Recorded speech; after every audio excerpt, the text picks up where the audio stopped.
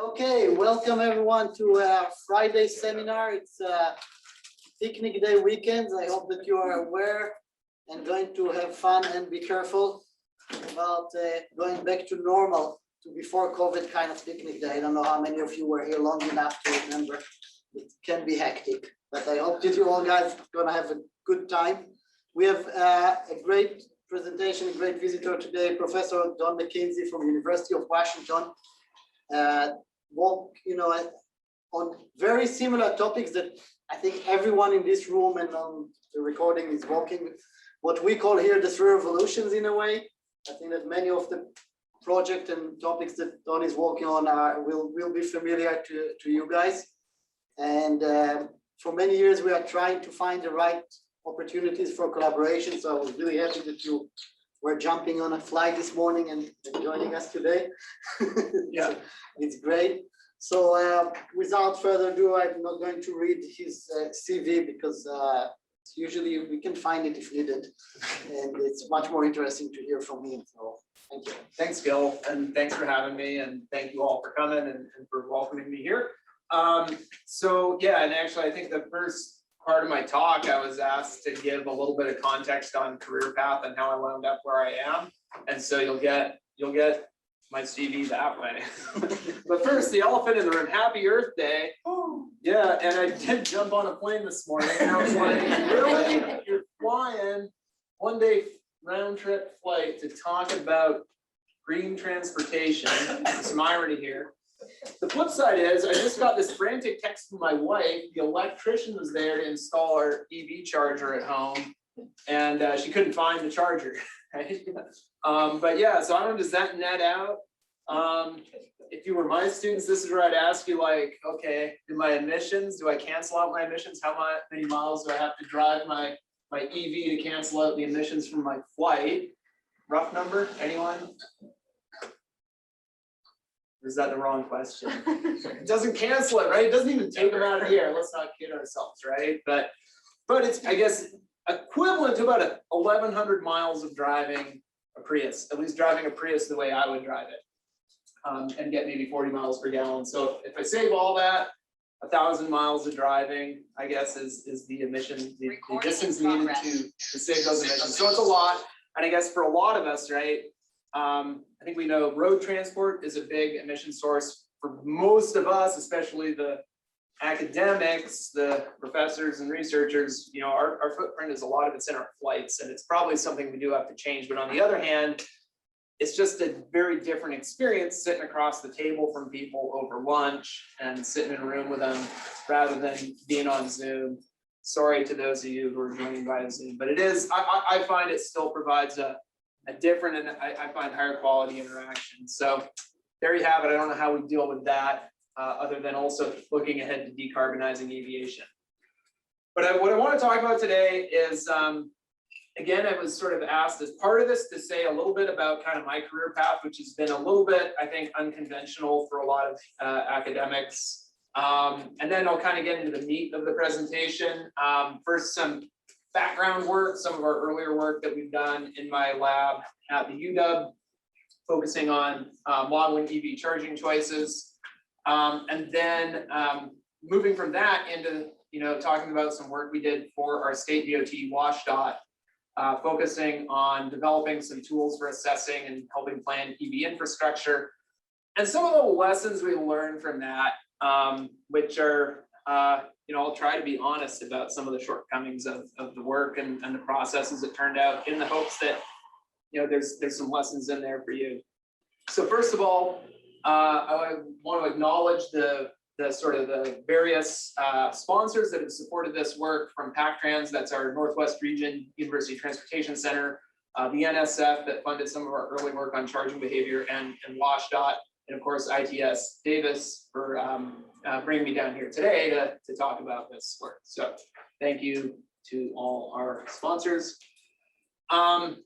So I thought I'd start with a little bit on my career path, and I guess this part of the chart was talk about your job. Well, I'm a professor. I think you probably see a lot of professors and have some sense of what we do.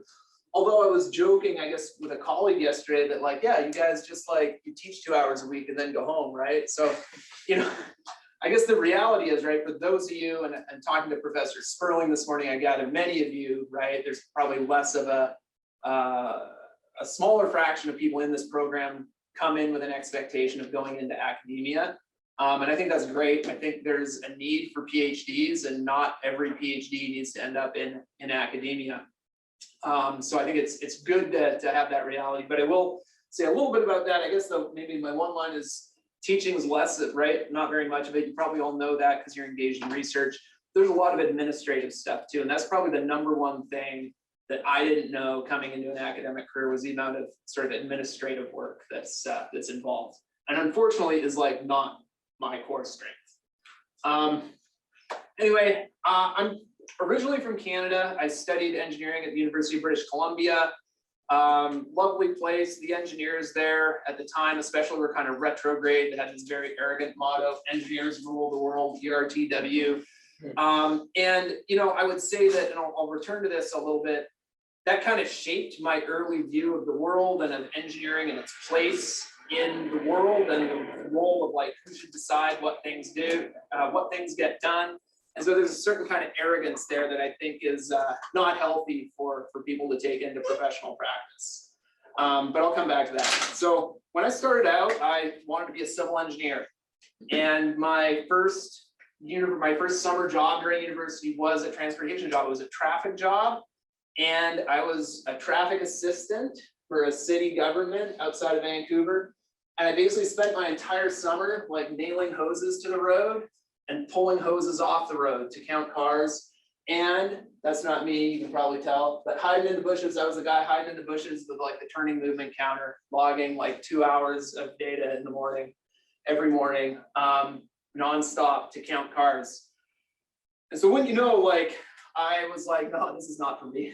It's like the most dull field in the world. I'm getting out of transportation. So I actually started out, I switched over into chemical engineering, as I liked a lot of what was going on there. And then I worked in a couple of the sort of big industries that employ chemical engineers. Sulfuric acid production, #1 bulk chemical in the world outside of oil. And pulp and paper, which is where basically in the past, like everyone who graduated from chemical engineering in British Columbia went into pulp and paper. So I tried those out. They're not the most exciting. I always kind of wanted to work in clean energy and work on something that would help sort of, even back in the 90s, right? We were talking about climate change and we needed solutions. So I wanted to do some of that work. I was able to get into fuel cell research, first through my university and then through working at Ballard Power Systems. Sometime after I was there, it was sort of a little bit rewarding, right? See some of the work I'd done had fed into this patent. I don't know if they ever commercialized this or did anything with it. But that was kind of my first exposure to actual research, was working there. And I quite liked it, right? I found it pretty interesting, a lot more interesting than bleaching pulp. So after I finished my degree, I worked for a startup company that was working on technology for biofuel synthesis. And so the idea was to have a pathway to create biofuels from biomass or barn waste through gasification, turning it into a mixture of gas we call synthesis gas. And then our technology was to be in here, the fuel synthesis stage. So we were working on catalysts that could selectively and efficiently convert that syngas into alcohol fuels.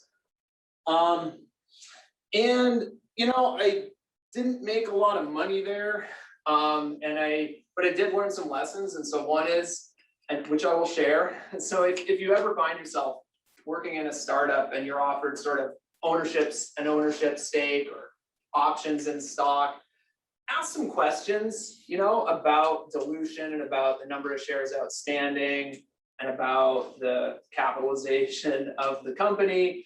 And hopefully have a little bit of financial literacy so you can kind of understand like what is the actual financial upside to you. So that was kind of on the personal side, but on the kind of business side, I also saw that good technology fails all the time, and having a good technology is not enough. So it turns out we didn't actually have a very good technology at Syntec. But even if we had, what I could see is if we like met and exceeded all our performance targets, it was like, this was still not gonna pencil out when you're working against, you're basically trying to go after the liquid fuels market that is dominated by oil. And there was just, we could not compete on an even playing field, even though we're like, hey, this is gonna be producing much less carbon over its life cycle than is the incumbent technology. So, hey, if only there was some kind of pricing mechanism that would make things that are less carbon intensive more cost competitive with things that emit more carbon. So, I guess policy matters, and maybe engineers don't rule the world, yet, but clearly the solution is, I just need to move to Washington, DC, and they just need a couple, like some upstart engineer to like tell them what's what and explain the world to them. And then they'll fix policy to like align incentives for technology developers, right? So that, again, there's that engineering arrogance and naivete coming into play. But I did learn a lot working in DC. That was a very valuable education. I worked for 3 years at the Union of Concerned Scientists. A great team of colleagues. You can see that guy there. That's David Friedman. He was my boss. He's an alum of this program. And another excellent team of people. We also had an office, still an office in California at that time. My boss out there was Jason Mark, who's now the CEO of the Energy Foundation, and Patty Monahan, who's now on the California Energy Commission. So it was a really excellent team, a really great place to work, really good work-life balance. And the nature of the work that we did was primarily sort of policymaker education, public education, and attempting to kind of bring some pressure to bear on the auto industry to prioritize emissions reduction in the application of technology. And also working with Congress to try, and we did a lot of analytical work to try and provide some quantitative support and analysis of the benefits of tightening fuel economy standards. And so that was another really satisfying career stage there. But I eventually decided to move on, go to grad school. I went through a master's program called TPP, so not to be confused with TTP, but this was at MIT Technology and Policy Program. And then I continued on with my doctoral work on their sort of doctoral track in engineering systems. And I was able, I think it was really fortunate, the program I was in, engineering systems, really emphasized interdisciplinary and cross-disciplinary work that provided a really rewarding environment for learning and for doing research. And I had, I was sort of advised in my doctoral work by people from a wide range of fields. And again, shout out to Davis, that guy there, probably for most of you, he was gone before your time, but that was Chris Knittel. Sorry, best day of my grad school career was when we heard he was coming to MIT and Newton Davis, sorry. But he's an excellent teacher and mentor and a great energy economist.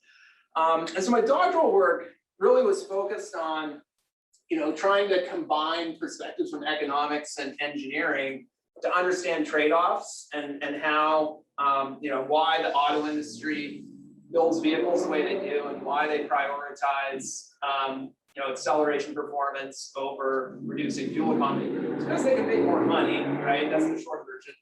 But also then ultimately trying to apply some of that to kind of quantify how technology has been used in the past, and then looking to the future, how do CARB's greenhouse gas standards interact with federal fuel economy standards in shaping both the technology response and the political response from the auto companies. So that's where it kind of tied in the political science aspect to it. So it was, again, really rewarding. But the other thing I kind of learned was that, so crossing between disciplines is valuable, but not valued. And that's a dangerous place to be when you're going into the academic job market. So again, I think a tip for those who aspire to an academic career, you want to accept that I think coming out of an interdisciplinary program, you're exceptionally well qualified for a vanishingly small number of academic jobs. And it's really hard. And so I basically won the lottery when I was on the market. I applied to about 35 places. I got 2 interviews. and most of them, didn't even get a call back, right? But I was really lucky. Again, I'm from the Northwest. I'm from Vancouver, and so ending up in Seattle was really fortunate for me. And so I've been at the UW now for coming up on 9 years. I've had a wonderful set of students come and go and go off into the world to industry or to labs. And that has been a great part of the job. And so my lab there, we're called the Sustainable Transportation Lab. Sort of the vision for our work is that we try to, not in every project, but we try to sort of maintain a balance of projects focused on sort of economic cost effectiveness questions, questions of environmental impact or benefit from new technologies, and questions of equity or fairness in, to whom do these benefits apply. And then we're looking at not just technology, but also behavior and how policy can mediate the relationship between new transportation technology and behavior. And so as Gil alluded in the intro, we've been doing work on some of these 3 revolutions ideas, sharing, micromobility, ride hailing, as well as electrification. And what I want to talk to you about today is really some of our work over the past few years relating to EV infrastructure, and particularly our focus has been on fast charging for serving intercity trips. And I always like to tie in and acknowledge when I'm drawing particularly heavily on work from any of my students. So this is Paris, some of this is Paris Su's work. She graduated very recently, but this is the work that I have here. She did quite early in her career with us. She's now at Joby, which Dan informed me was founded by a Davis grad. So, okay, so she's just their demand modeler now. But she's, that's pretty cool stuff. Anyway, so the basic issue for those, how many work in EV infrastructure? Okay, so you probably know the charging pyramid. The idea is that most charging, sort of the foundation of our charging is home charging. And at the very top of the pyramid is DC fast charging. And as you move up the pyramid, you see orders of magnitude increase in cost, but also, orders of magnitude reduction in usage. And so this really creates a very challenging situation where you have the most expensive stuff to build, which also has very high fixed operating costs, tends to be the least used. And so this makes it very hard to come up with a business case for the private sector to invest. And this is the slide I said I could skip, right? So this is Paris Su's work, and it's pretty simple. It's queuing theory. And the basic idea here is if you're looking at the level of one charger, right, then you've got this very simple one-to-one trade-off. Like if that charger's in use, it's not available to anyone else to use. So from the user standpoint, you want to pull up and know that there's a charger available every time you need it. If you're in the business of operating a charging station, you want utilization to be 100% because that's how you make money. And when you're at small scale, that is just a linear trade-off. If it's being used, it's not available. Now, as you get more and more, as you scale up and you can co-locate a large number of chargers, then this trade-off becomes less bad to the point that you can have, a reasonably high level of utilization and also a reasonable level of availability. But really, it's the more you scale, the more that this trade-off becomes tolerable.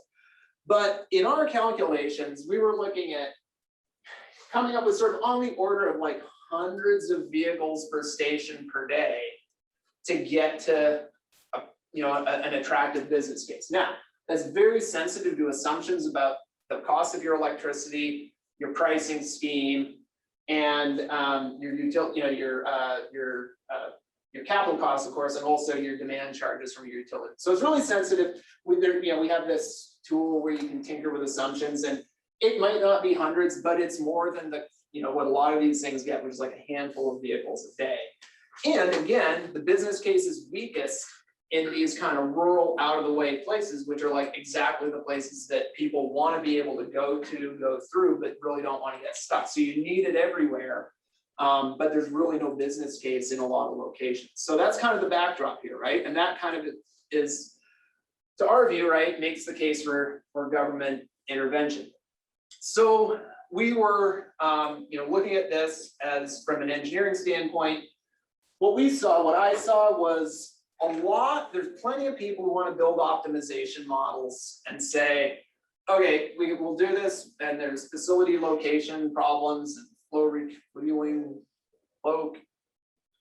refueling location models. I mean, there's all these methods for kind of optimally siting EV charging stations subject to budget constraints. But the problem is, what we saw was like, well, that's all based on the modelers' assumptions about what they think, when they think people need to charge. So what we wanted to know was like, what are people's preferences for charging? What are the behaviors and the preferences that actually shape people's charging decisions?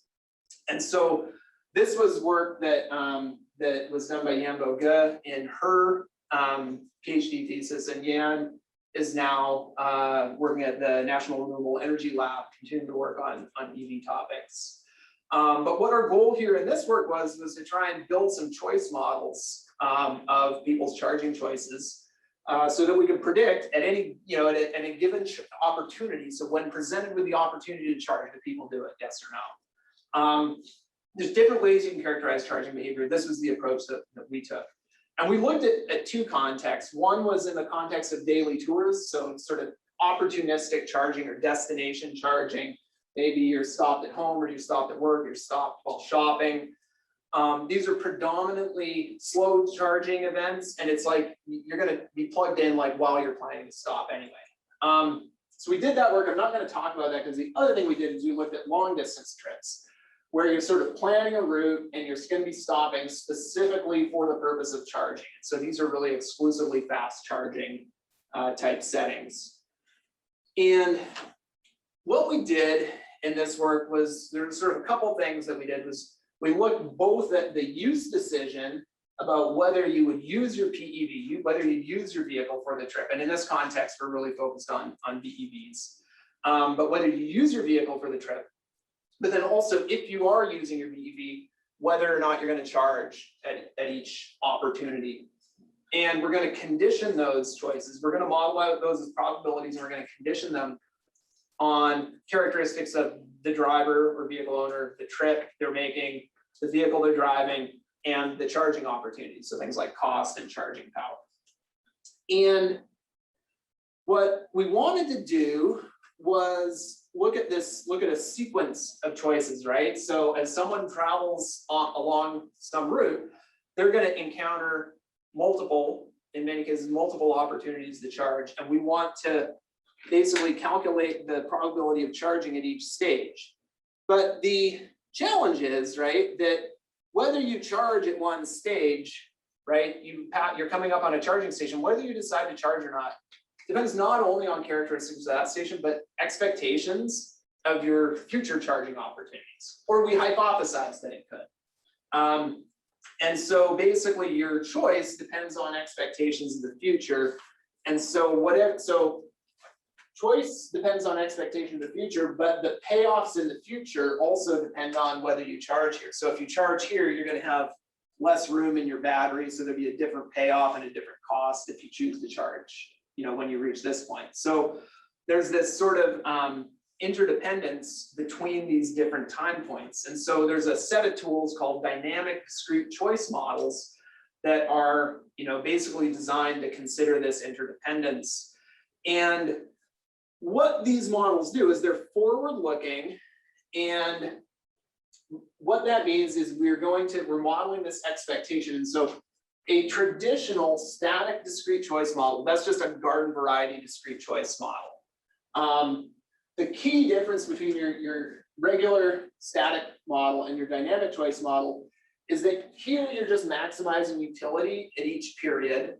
Here you're maximizing your expectation of utility over all future periods, given uncertainties in things like how much energy you're actually going to use and whether the plug will be available when you get there. So, okay, so how do we get data for this? unlike some of the better resourced groups, you know, we don't have a lot of we don't have instrumented vehicles in the field. There's also challenges. We were talking over lunch about you know, some of the challenges you can run into, like how do you know? We're trying to model, does someone charge given the opportunity? When you're working with real world data, it can be really hard to know if someone had the opportunity to charge, because you don't know necessarily where every single charging station is. And you don't know if they are aware that that charging station is there, and you don't know if that station was functional and available at the time they drove by.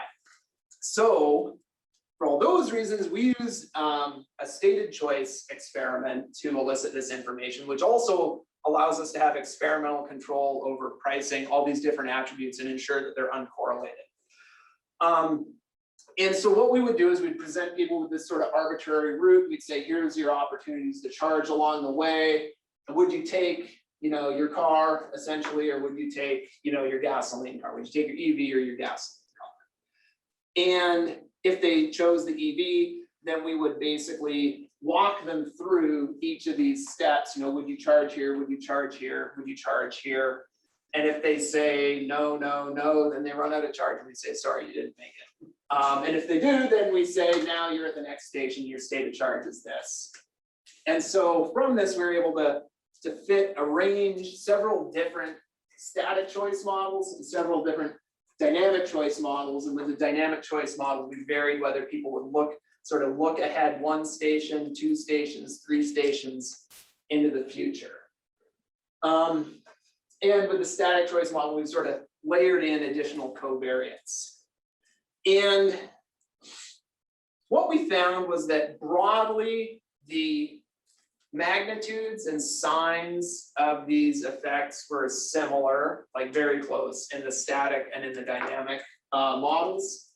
And we were able to use the results to kind of calculate like willingness to pay values. This is sort of like, what's the monetary, how many are familiar with the concept of willingness to pay?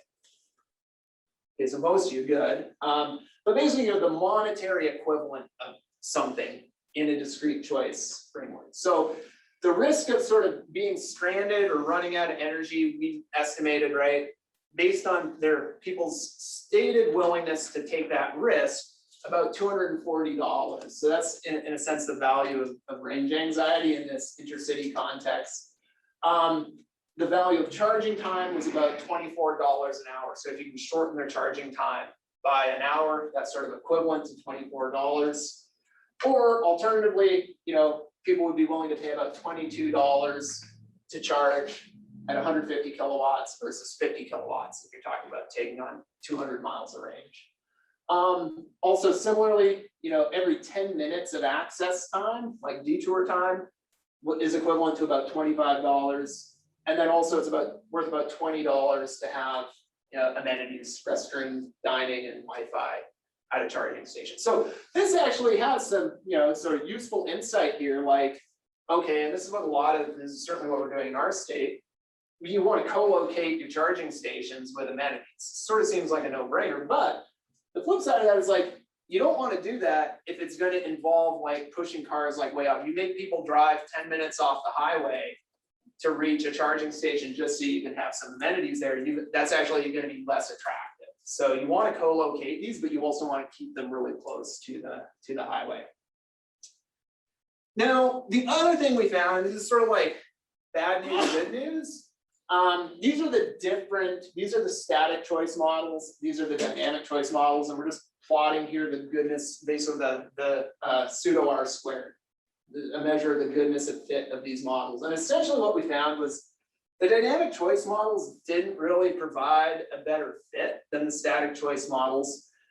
They also didn't really provide any particular behavioral insights. So from the standpoint of like, can we go back to NSF and be like, yay, we did this and look how important this is and we should do more work on these dynamic choice models? Like, not really, basically. Like what we took away from this is things like, just like years of Yambo's life to program these models and like days and weeks and months to get them to estimate. I mean, it's just like writing her own code from the ground up. And, you know, really not much benefit in terms of predictive power or in terms of the insights they provide. On the other hand, you know, what that tells us is a static choice model with the right set of predictors in it works just about as well. And so that's nice because they're a lot easier to estimate and they're a lot easier to employ in a simulation setting or for that matter, in an optimization setting. So that was kind of the good news pieces, right? It's like sort of disappointing that you're not like, oh, look, we've fully modeled like everyone's forward-looking logic. It's more like, no, we don't see that logic being there. People are using heuristics. It's kind of what I take away from this. Yeah. What is DEV? DEV? Yeah. That's the yeah, let's see. I borrowed this slide from Yango. Change that. It's the variable that she called deviate. So this is like essentially like you're either going to run out of charge or have to do something different, right? So it was really meant to be you get stranded, but then we realized there's other things that people could do, like they could slow down. And so we hadn't explicitly modeled the utility of getting stranded. It was sort of the risk that if you kept driving as planned, you would not make it to your destination. So it's meant to, but effectively, basically like getting stranded. So if you account, essentially you're getting mostly explanatory power if you just consider their state of charge and whether they can get to the next stop without having to deviate from their plan. Was your sample a general population or EV owners? These are EV owners, yeah. So this was a big, and you know, we collected this 4 years ago, right? So it's like ancient history in some ways. So if you're doing some work and you want to study charging behavior, this is like, it's a good time. This needs to be updated. The market is so much bigger. But at the time, right, and I think this would hold true today, the tension we had was like, well, do we try and go for the general population that is in general going to be more representative of some bigger future EV market, but honestly probably doesn't really understand what it means to drive an EV and doesn't have that experience of making choices about charging? Or do we go for the subsample of like early EV adopters who are, in their own words, when I have talked to them, kind of weird, like, you know, they're the innovators, they're like the early, right, adopters. And so they're not representative in that sense, but at least they kind of know what they're talking about. So we went with, you know, get the people who are unrepresentative that know what they're talking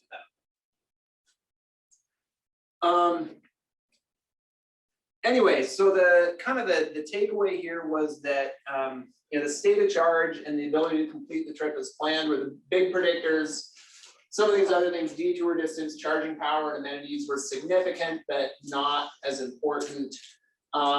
You know, basically equal or better predictive power from the static choice models, and the simpler static choice models work just about as well as the more complicated ones. And so that was that work, right? And so then we said, now we can really go forward into doing some work to help WashDOT plan EV infrastructure in our state. And so actually, but before I get to what we heard from WashDOT, just for a little bit of comparison, because you know, so in Washington, we're a little less than half the size of California by area, but we're about 1/5 the population.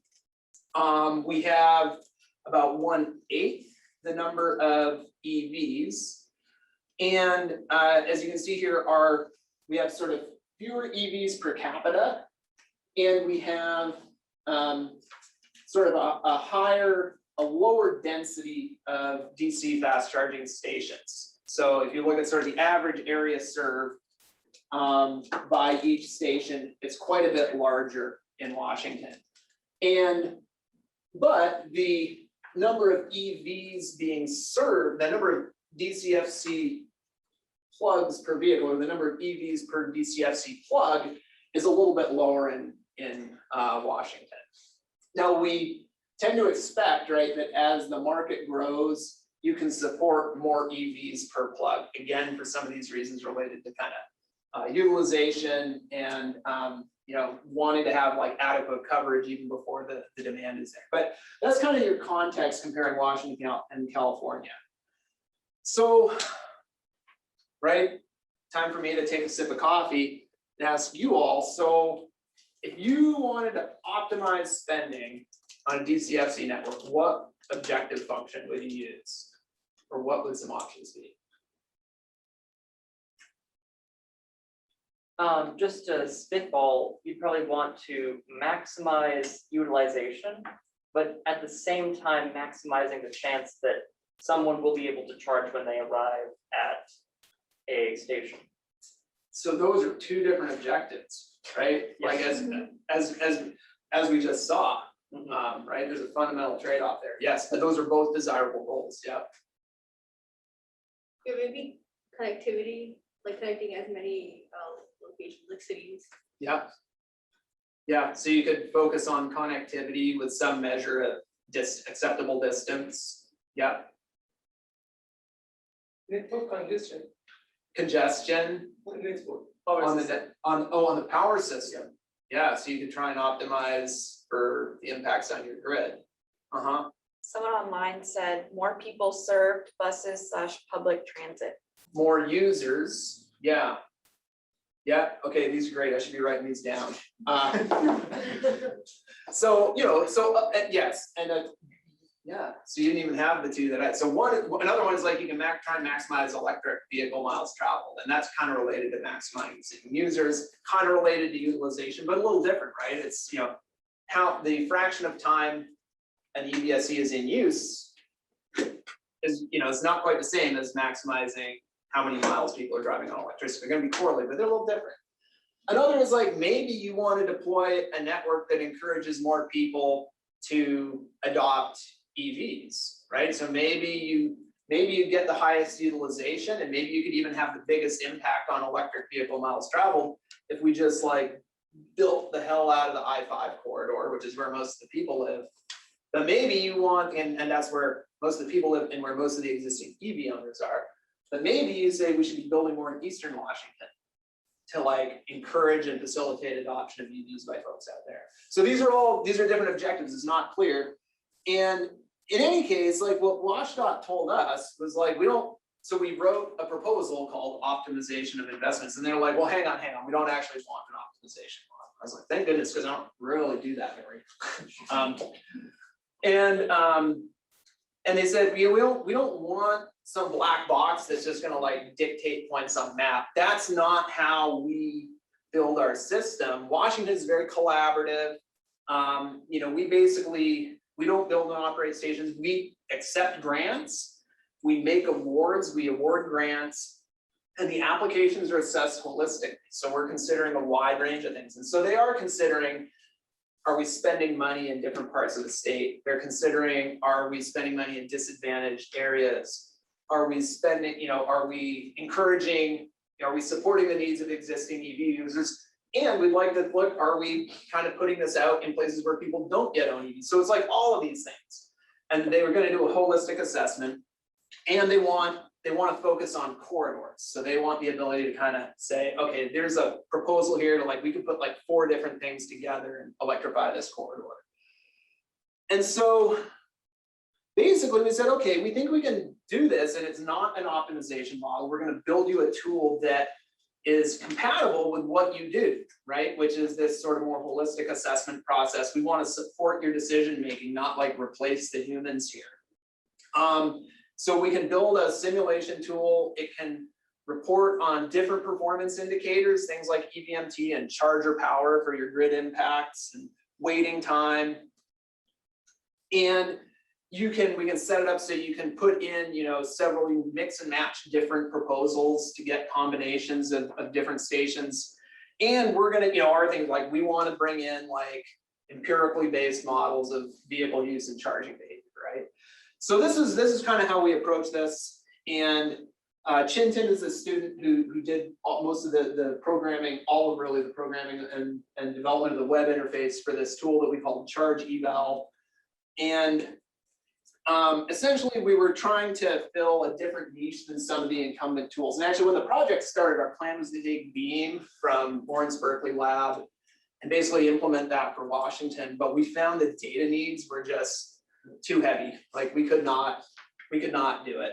And Chin's a smart guy. His background in software development. He's just like, yeah, sorry, professor, we can't do it. It's not going to work. And so we ended up building something ground up using Gamma, which is another agent-based simulation tool. And so the core of this tool is an agent-based simulation where the agents are electric vehicles registered in the state, the road network, and the EVSEs along that network. Our environment is the state of Washington, and our sort of typical simulation run is like 1 day in 1 minute increments. I already said we use Gamma. That was Chin's choice mainly because he liked its ability to incorporate GIS-based data, and he liked the programming interface and the language that's available for it. And essentially the basic steps that we follow are that we sort of generate sort of average daily trip rates between OD pairs for the entire state. So we generate essentially an OD matrix for the entire state. It's based on a gravity model, which is pretty low tech, but is what we could do with the data that were available. Does California have a statewide travel model? Yeah, so Washington does not. But that doesn't mean that it's any good for us. Okay, so I guess, so now Washington has a statewide travel model. That's not to say it's any good. Again, it's, you know, it correlates with actual volumes, right? But it's like you sort of get into a project and it's like, oh, we need to like build this thing, right? So again, lesson learned, we're like, we're gonna get data from INRIX, and we'll use the big data approach of, we'll use data from INRIX. It's just gonna show us like millions and millions of trips in the state. And we'll just sort of directly draw from that to get our OD data. And it doesn't work, like not when you're trying to get like zip code level OD pairs. There's just not enough trips. And you know, INRIX, they sample 1 or 2% of the trips in the state, and it's just not enough with a month of data from them. Probably with a year or 2 years of data, it would not be enough. So we had to sort of interpolate with this gravity model. But then what we do is we use a series of random draws from that, and based on the number of EVs registered relative to the number of households in the state, and then move into our modeling choices. So given charging opportunities along this simulated trip that people are making, do they use their EV or not? And I should say, to simplify this, we basically just limited this to trips over 70 miles. 70 miles being at the time the threshold WashDOT was using for spacing out DC fast chargers on the network. So then we simulate the state of charge along the route, and as a vehicle approaches a charging station, we apply our charging choice model and say, do I charge or not? And if they do, then they pull in and they charge up until they reach 80%. And if they don't, they carry on until they reach another charging station and then make that choice again. So we implemented this with a web interface. I thought this was pretty cool. Like you can, we've got our existing sort of map of the network. You've got all the existing stations shown. And you can basically just like click on the map and say, I want to put a new station here. And then you can specify that station, how many fast charging plugs, how many level 2 plugs, what's the maximum power delivery, what's the price? Do you have a session price? Do you have a per time price? Do you have a per kilowatt hour price? So you can sort of specify the whole pricing structure and the power delivery capacity. And it doesn't run in real time, right? So you submit it and we spin up an AWS instance and it runs a simulation and then it sends you a notification when it's done. And then you can come in to the results viewer, you can find your scenario, and then you can start out with an overview. This is sort of the overall power draw across the simulated EVSEs, sort of across the whole bay. You got reports on how many EVs made these long distance trips, how many finished their trips. We can identify any EVs that got stranded and kind of dig into why. You can pick out individual charging stations and look at the simulated power draw from that, as well as the total energy delivery. And it was pretty cool. And then I said to Chintan, like, like answer a research question. You can't just build a tool. So we did sort of some illustrative applications, like what if you were to focus new stations in high demand areas versus charging deserts? And in his analysis, this was pretty superficial, right? But in his analysis, not a huge amount of things. But it's like we can do it for these sorts of things. What happens, sort of a robustness check? What if you like randomly pull 30 of these offline? What happens?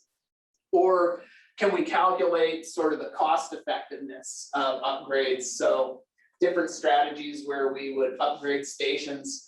What's essentially, how many additional EVMT do you generate per dollar invested in the charging station? And you can then, so in that case, right, more is better, right? We want more EVMT per dollar spent. So you can identify certain stations where you get a bigger impact.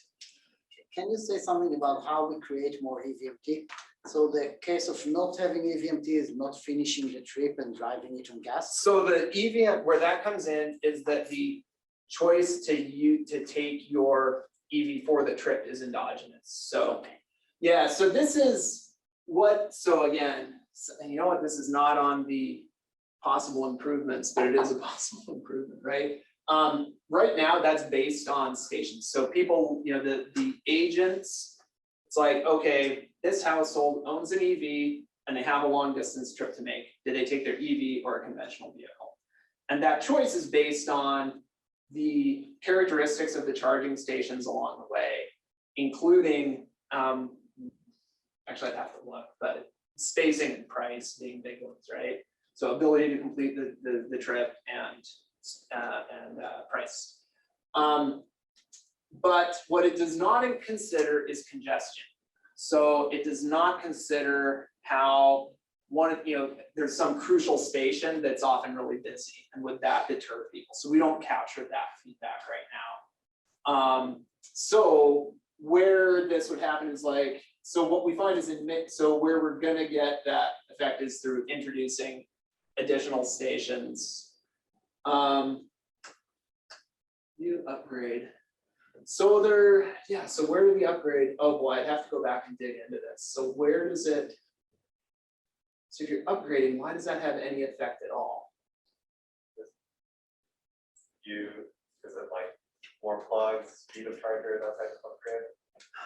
Yeah, Because those are both. God, I'd have to go read Chitten's dissertation again. This is a great place to, when we interview and survey EV owners, not Tesla owners, usually they do one long trip and we count it as 3. It's the first, the last, and the only one they ever did. Oh, really? Yeah, they do one, they kind of like, yes, I can, but it's not fun. Yeah, And they're not trying again.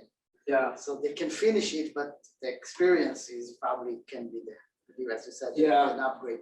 Yeah, so I remember it being an issue that we had not done a great job at capturing the effects of congestion and how that could feed back into more EVMT. So certainly if you're adding stations, that opens up EV travel to more people, makes it feasible. But I'd have to go back and look at this. But anyway, we don't know if we're gonna, oh yeah, Alan. Yeah, I guess a few questions about this. Like, have you ever tried to do any validation? And then is the tool upgraded regularly as more stations go in? Like, if people want to use the tool to actually. So Chin set it up to be pretty easily, it imports the data from the Alt Fuels data center. Okay. What that does not have is pricing. So we had to make some assumptions on the pricing schemes for these, for the existing stations. So that doesn't come in very well, or at all. And plug share, you can scrape that pretty easily. scrape, like just plug share, let you scrape it, No, but you can. but you can't. Oh, they do have pricing. Yeah. Yeah, so that might be an option. So, and then the validation was something we wanted to do, but it essentially, we ran out of money on this part of it. And so we have funding to continue some of the work. It's like that validation could be part of that, but it's pretty labor intensive. And as much as I think this is cool, this is kind of where I was going next. I'll skip the limitations. It's the usual, right? You know, this, right? Did we meet WashDOT's needs, right? And so this is where I don't know if we're going to continue on with this work.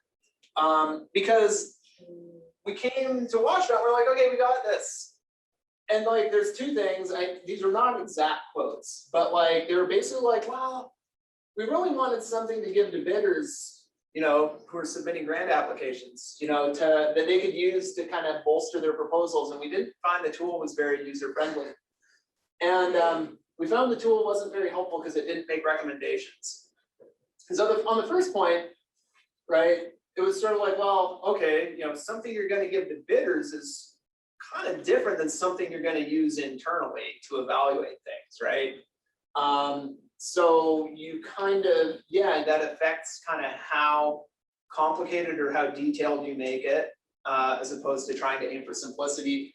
And also, I still don't get the user-friendly part because I'm like, this thing seems super easy to me. And so this is, you know, we need to go back and communicate better. But the second one is the one that kind of made me like cry. Because you remember, maybe you remember what I said a minute ago, is they said, we don't want a black box. We don't want something that's going to say where to put them.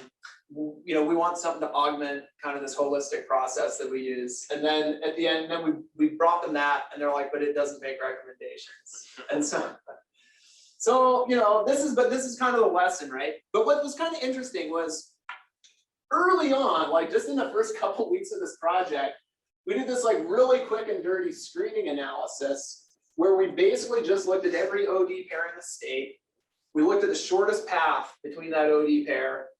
And then we looked at any segments of that shortest path where you would have to go over 70 miles between charging stations. And if so, we kind of flagged it and then we aggregated all those flagged sections up and weighted them by traffic volume to come up with these sort of weighted infeasibility maps for the state. And they loved this. And this is just like a GIS exercise, basically, that we did. In the basic version was seriously done in like a week or two. And they loved it. And we did this, you know, also for the Chatamo. And so like what we're doing now is basic for them is now basically building more on that. And so, you know, this is sort of work we've been doing to support them with the NEVI planning and to try and get something in hand. And so basically using this infeasibility approach, just saying, and this is kind of who said it, your objective might be just connecting, right? Just connectivity, you know, and allowing people to reach all these different destinations. So they're basically now saying we want to build out sort of a minimum coverage network. How do we do that? And so we said, okay, well, if you put in a limited number of additional sites, then you can turn all of those infeasible segments into feasible. But this was a very much like sort of a heuristic design approach. And Mike Nicholas and we did it for them in 2011. Don't tell them they already did it. But that's based on 70-mile range Nissan Leafs. Like even the two chargers on the way to Wenatchee were based on this analysis. yeah. Well, and so it's different. I think now then, you know, now the threshold's 50, right? So that's the big change. We dialed it down from 70 to 50 miles. Actually, it was 70 miles was the range of the car, not the distance between the charger. The distance between the charger was less than and it can't charge very quick, so we got 50 kilowatts, right? Yeah, so anyway, so this is kind of the most recent iteration, but what I want to do, what I'm hoping to do is kind of weave these together, get some of this like weighted by volumes and energy consumption, maybe accounting for grade, and then actually maybe horror of horrors, maybe do some optimization in trying to place these, because right now it's very much a heuristic design approach of like go close to the midpoints of these infeasible segments, you know, just kind of evenly space these things. And so it's but again, it's like, and so that's kind of, I'm going to jump ahead to kind of some of the lessons. And you know, so that's this last one. It's good to have a plan in hand. So what happened was all of a sudden there's this, hey, there's going to be a bunch of federal money coming. We need to have a plan in the hand, and we want to have it. The DOT wants it before the legislature sort of starts meddling. And so it's like, you guys got to get me. I need something like 6 weeks basically. And so, you know, you can do some fun GIS stuff, but it's like I wasn't going to throw the RAs at this optimization model and with the amount of time available. Also, right, so kind of working backwards here, right? Sometimes less is more and simpler is better, right? So those static choice models, they run way faster, they're faster to estimate, they work just about as well as the dynamic models, even though they're not as, realistic. And, turns out the DOT really likes our, just our simple screening analysis rather than this big complicated simulation tool. Even though I look at it, I'm like, this is cool. It's like integrating all this other work we've done. It's neat. You do this, all this cool simulation. But sometimes, right, depending who your audience is, sometimes less is more. And then, how did we manage this with the DOT, right? I think, big thing is, lesson that I've taken from this, right, is, check in regularly with the sponsor. And, also manage their expectations, right? So they're often, especially DOT, outside the research office, they're used to working with consultants. And so you want to be clear on like what research can do versus what consultants can do, whether you're talking about kind of building a prototype and a proof of concept or production software. And, so listen carefully and kind of make sure you read back what you're hearing. So that's what I took out of this. And I guess that's kind of my practice side of the theory versus practice. And I'm going to stop there, going on, but I understand we had some time. So hopefully we're okay.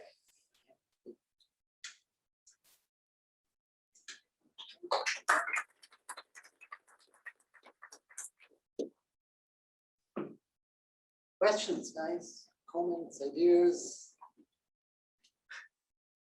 I don't know if you, how many of you were here on the presentation that Scott, what's his last name, Mike Hubie student, were giving on hydrogen stations planning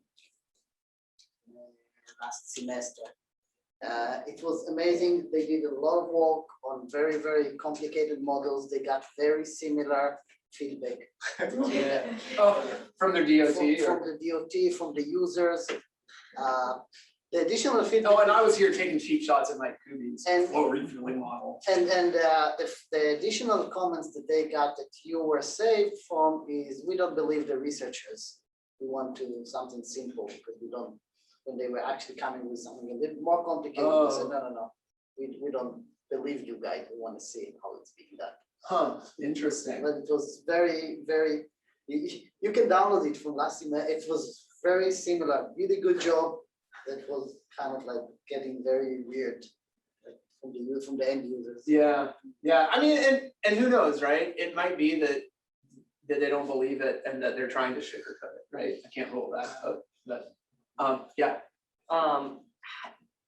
To look at the long trip model, how did different amenities affect charging choices? I noticed that it looked like you had them just grouped together, except in the scenarios, which sometimes had just bathrooms, sometimes had bathrooms, food and Wi-Fi. Yeah, did we have that? Let Let me go look at the scenarios, because my recollection was that we only had a couple of levels in that.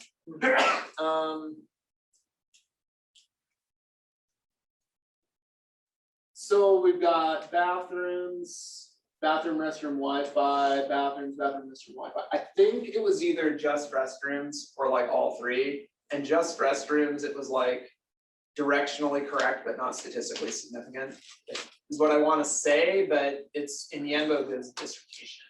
Yeah, and I don't remember off the top of my head. But yeah, we used that because it was both practically significant and statistically significant. The willingness to pay slide that you were showing, there was this thing saying the cost of being stranded. How would you interpret that if one had to understand that implication of that monetary value for the driver or for the user? In the sense that, okay, let me flip that. So would that $244 mean that that's a price they're willing to pay for, let's say, an emergency service that comes down and jumpstarts their car? So we would expect it to be correlated with that, but what this is really saying is that being stranded or having to otherwise deviate from their planned travel, right?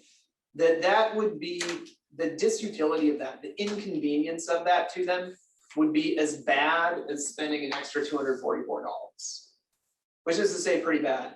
And it's interesting, I took these results out, but when we did this in the context of like an urban tour, this was 10 times smaller, right? Oh, and actually I left the note in there, right? This is 10 times what we see in the opportunistic charging context. When it's someone going to work and the mall and then home, you know, the risk of deviation there is much smaller. We believe because, right, I mean, primarily, I think it makes sense because if you can't get enough charge while you're parked at the grocery store, you can go to a quick charger. Like people have other options when they're in town. When you're on the highway, that you don't really have options. So that's, makes sense to me, yeah. What's the difference between being stranded and just having a low state of charge SOC? So having a low state of charge, you would still get to the next, so the Like way, in the model.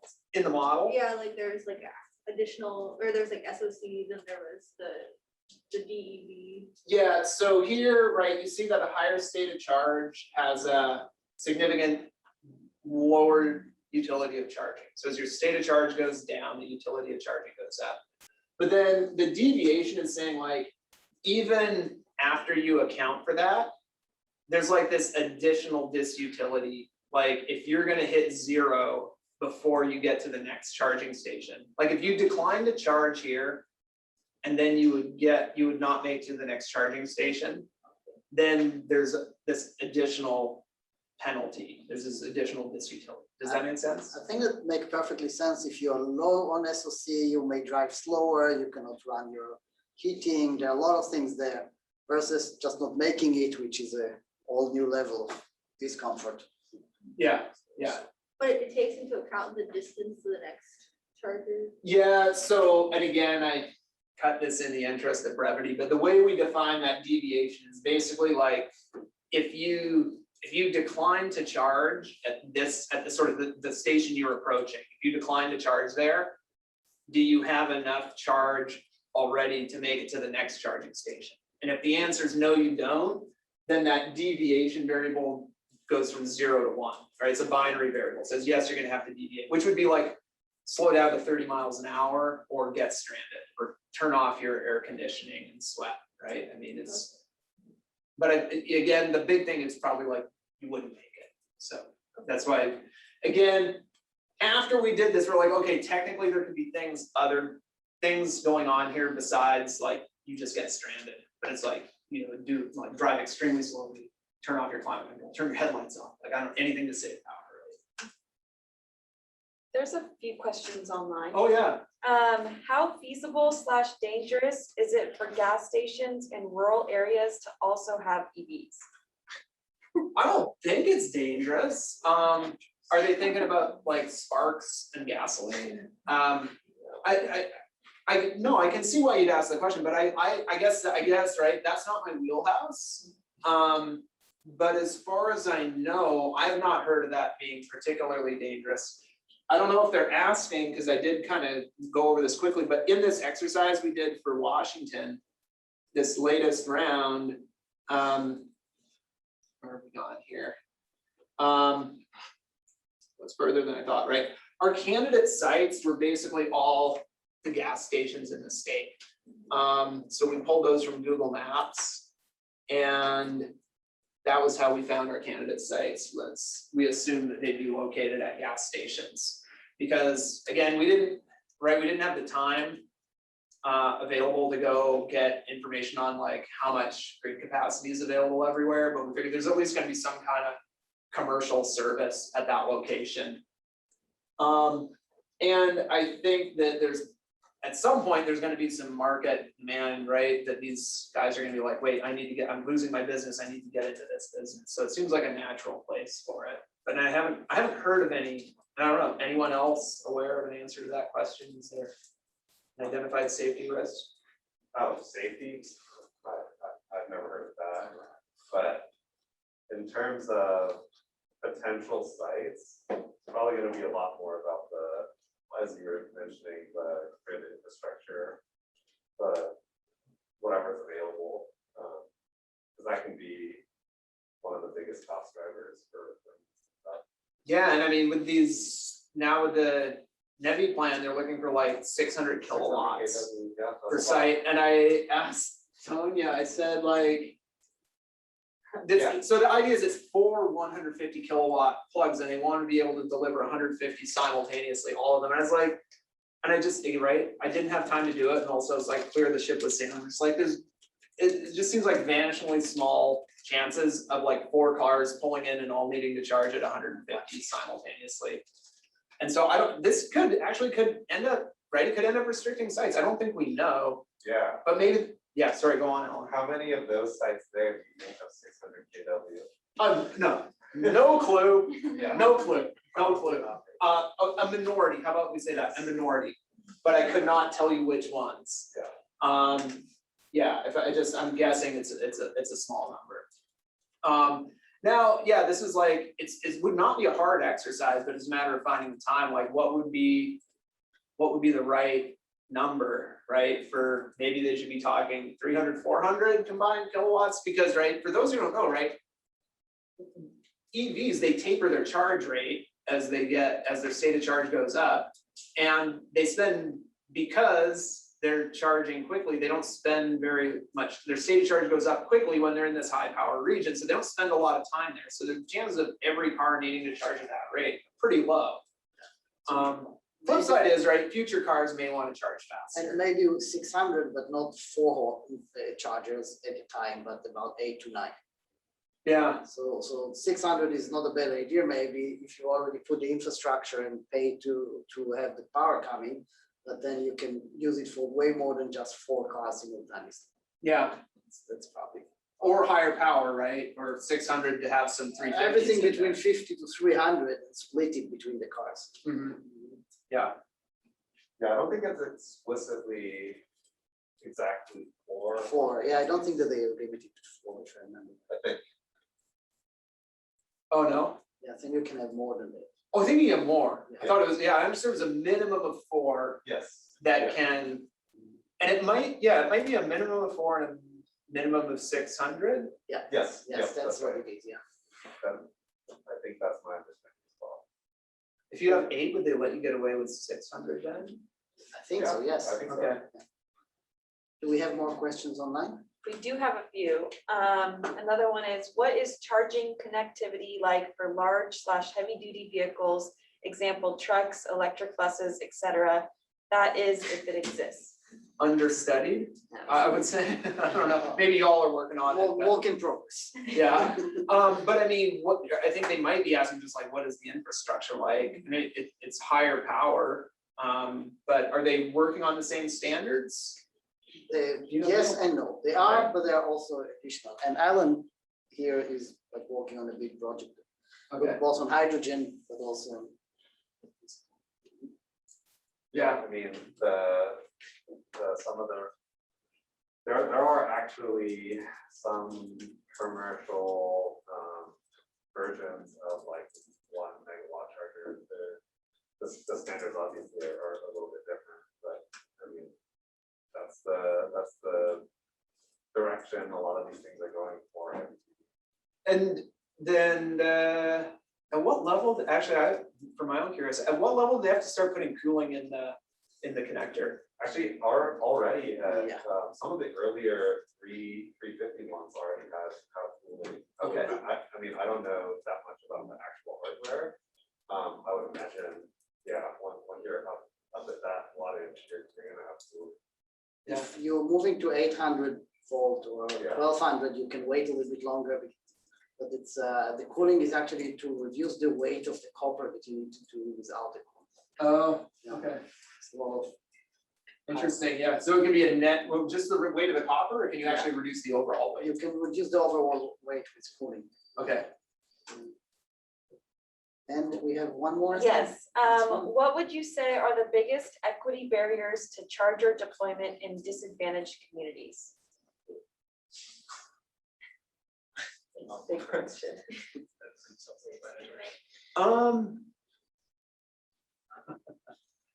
I don't know, especially the comment on the biggest, I'm not sure that there are specific barriers to charger or to EVSE deployment. I would say that in disadvantaged communities per se, I guess one issue is that it's easiest, we understand best how to install home EV charging in owner occupied single family homes, where you have off-street parking. So if you've got a garage or a driveway and you own the house, it's relatively easy to put in a plug.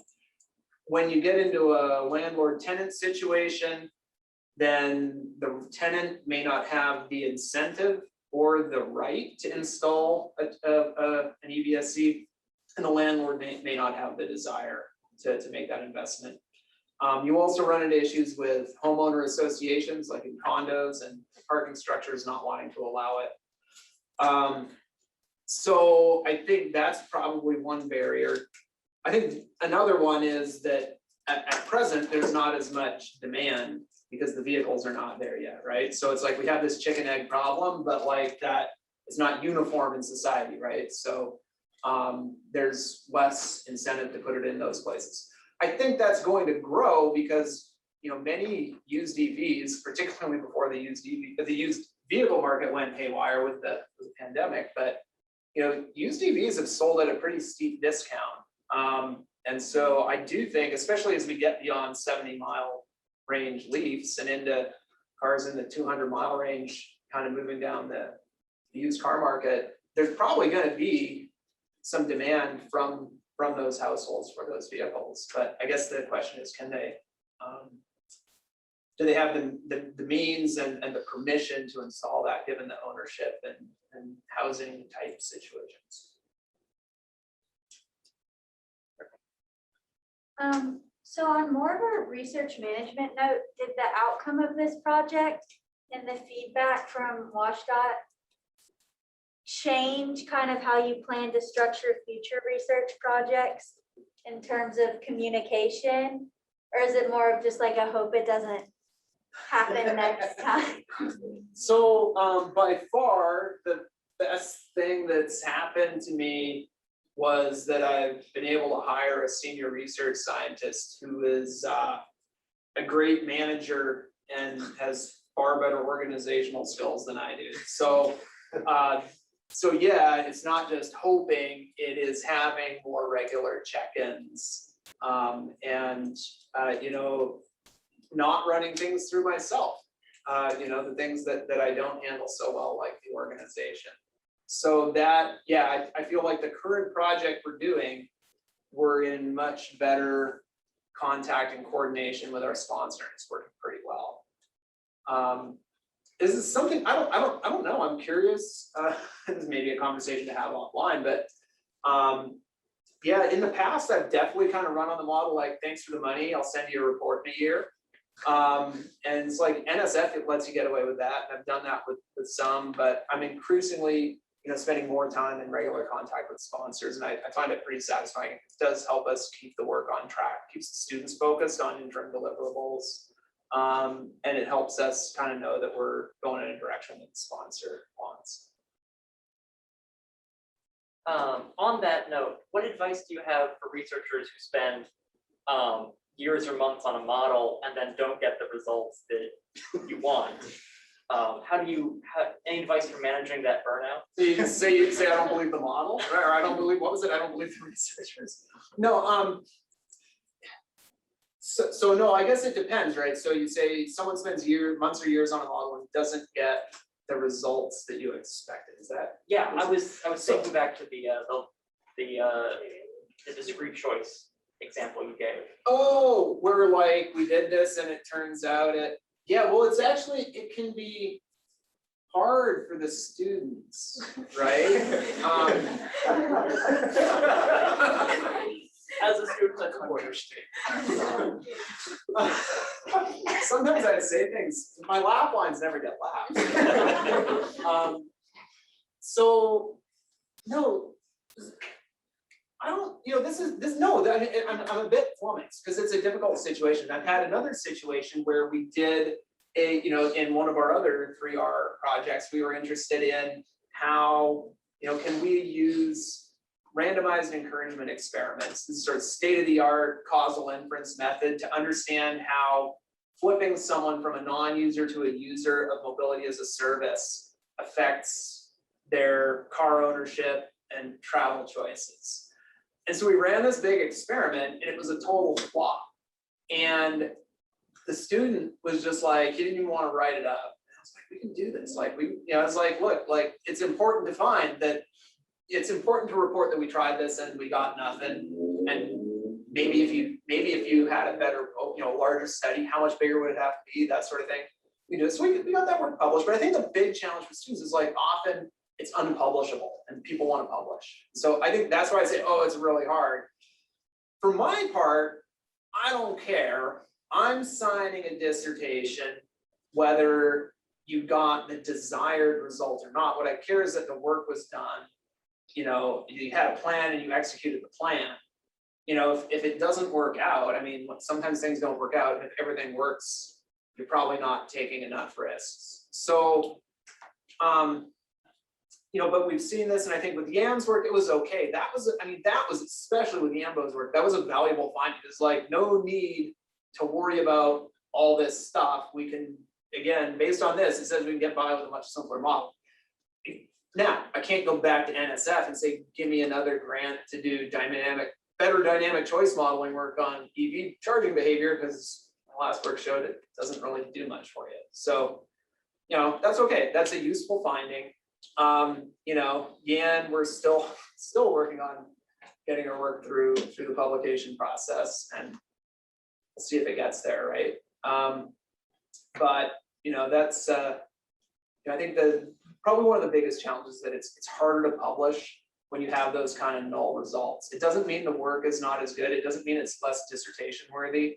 It's just that that's kind of structurally the way the publishing system is set up, that they like positive results.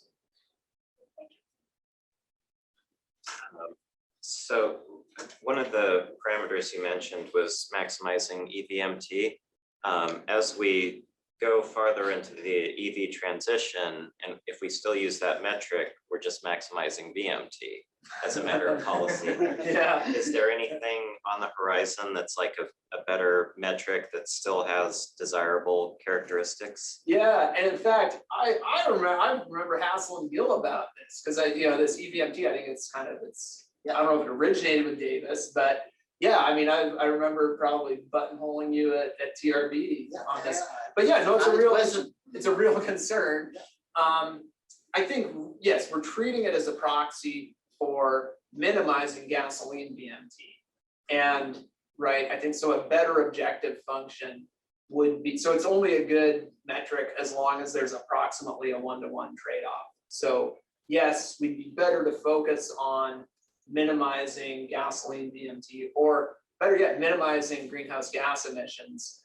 But in this analytical framework, how are we going to get to that? Well, we're just going to sort of assume this 1-to-1 displacement. Now, if you got to a point where you had like all your ICE vehicles running around in simulation too, which gets pretty hard to run at the scale of the whole state, even a smaller state like Washington. If you get to that stage, then yeah, you could simulate the gasoline use, and you could take the gasoline use or the gasoline associated GHG emissions, or the combination of upstream GHGs from electricity production and tailpipe gasoline GHG emissions, and take the sum of those and try to minimize that. But again, we're not there yet in a single model. I think this is a great note to kind of finish on. Sure. To get to the VMT question. Thank you very much. Yeah.